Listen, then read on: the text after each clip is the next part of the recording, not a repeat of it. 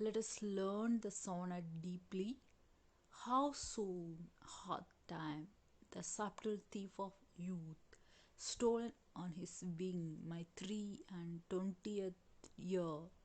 The first two lines of How Soon Hot Time establish the poem's initial concerns as the poem speaker, a young man of 23, reflects on his life far from being satisfied with what he is accomplished. He feels that his life is flying by. The speaker feels a sense of loss, as though time has deprived him of something vital and precious.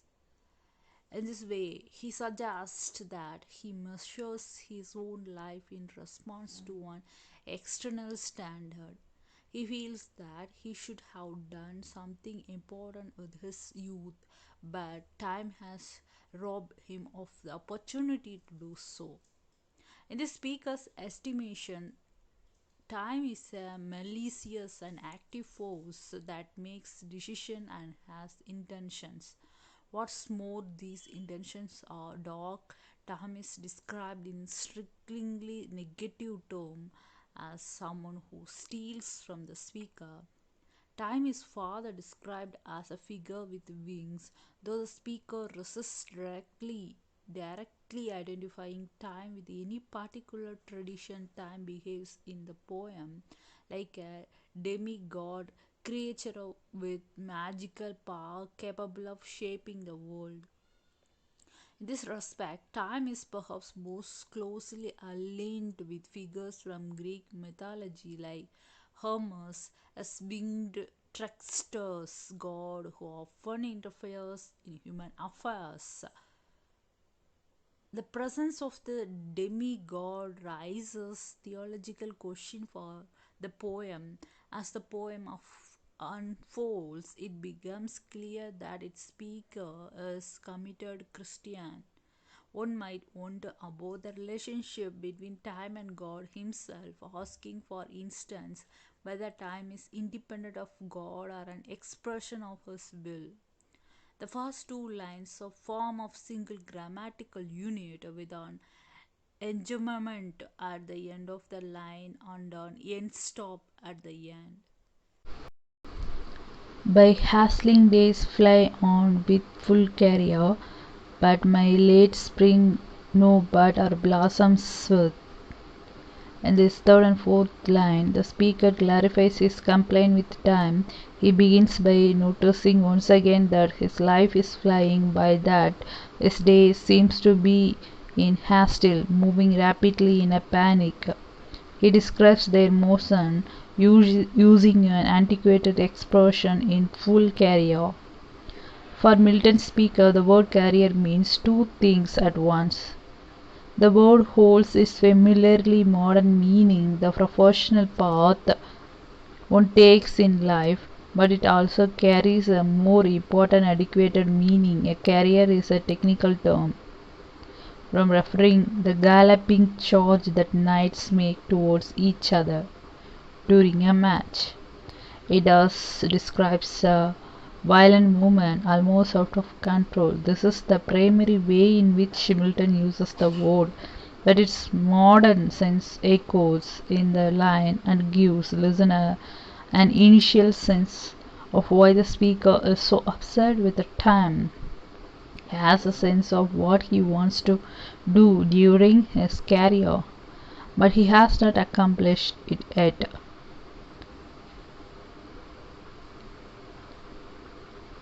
Perhaps my semblance might deceive the truth that I do manhood am arrived so near, and inward ripeness doth much less appear, that time more timely happy spirit and youth.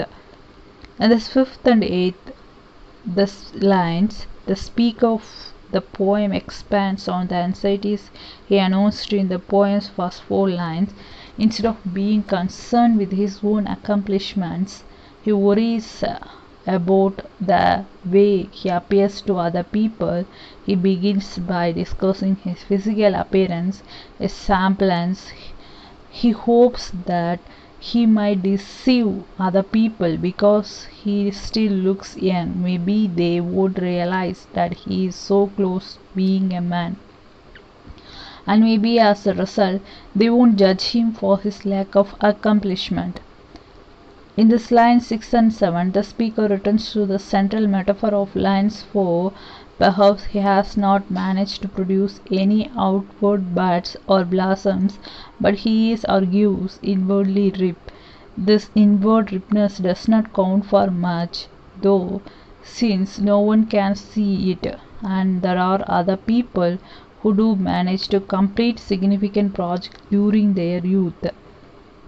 This is a crucial moment for the poem. The speaker is suggesting that the value of his life depends on the work that he produces rather than his plans, his personality, or even his piety.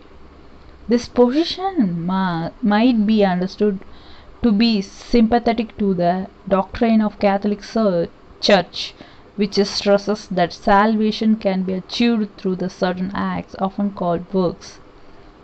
As the speaker concern evolve and expand in the lines 5 to 8, the formal pattern of the previous 4 lines continues unaltered underneath them.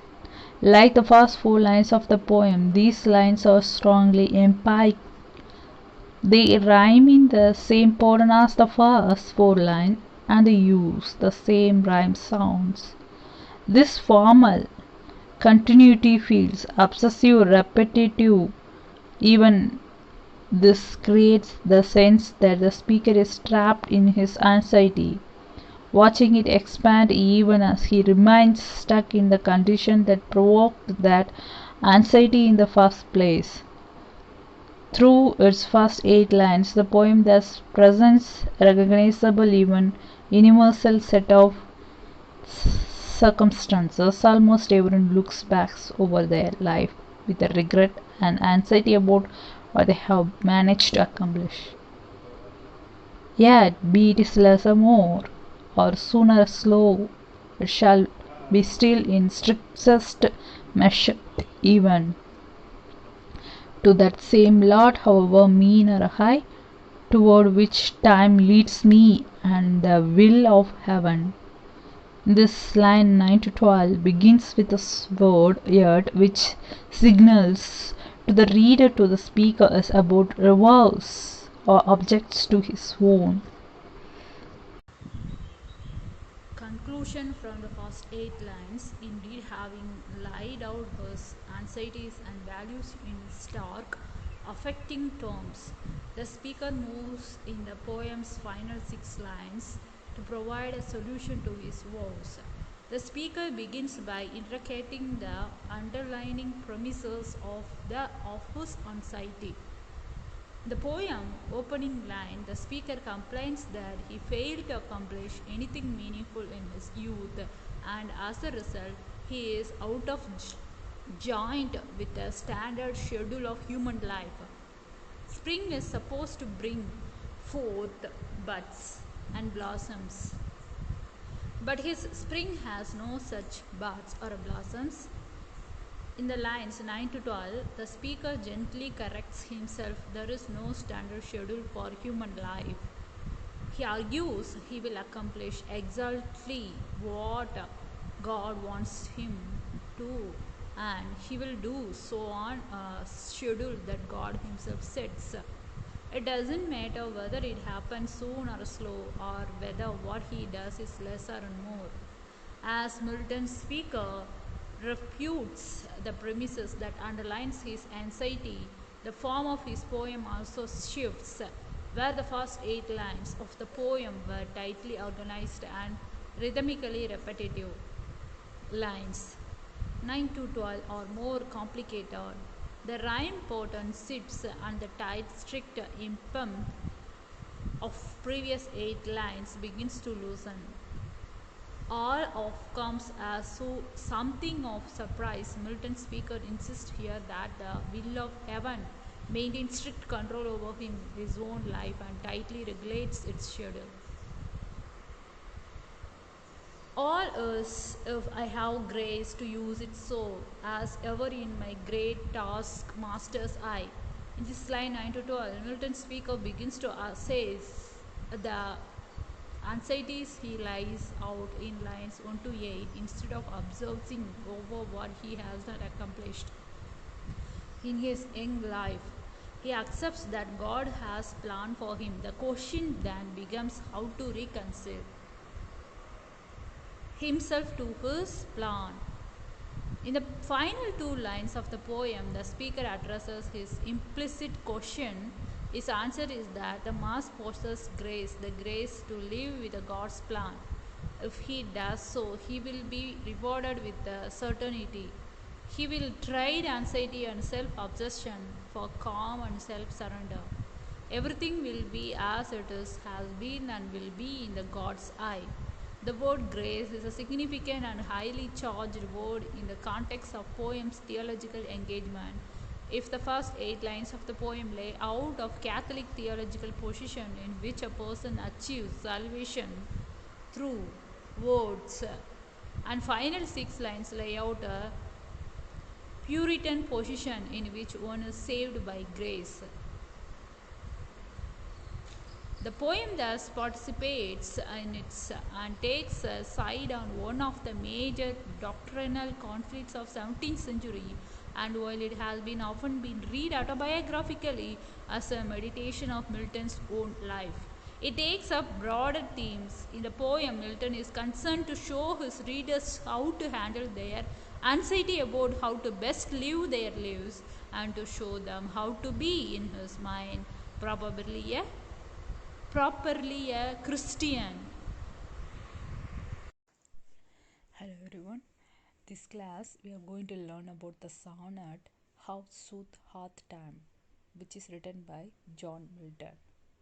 The early 1630s, by the time poets had been writing sonnets in English for nearly 100 years, the form had gone through an early period of experimentation where the poets like Thomas Yurt and Henry Howard tried differently methods for bringing the form into English, and it has experienced a period of intense popularity during the 1590s.